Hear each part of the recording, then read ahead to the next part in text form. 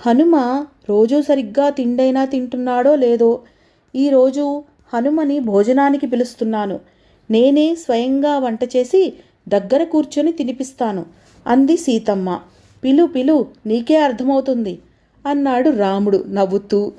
అన్నట్లుగానే సీతమ్మ స్వయంగా వంట చేసి హనుమని భోజనానికి పిలిచింది.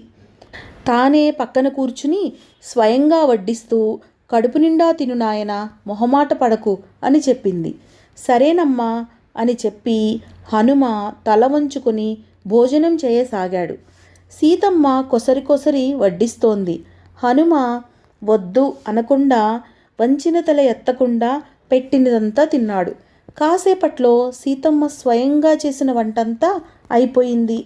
సీతమ్మ కంగారు పడి అంతఃపురవాసుల కోసం వండిన వంట తెప్పించింది. అదీ అయిపోయింది. శ్రీరాముని కోసం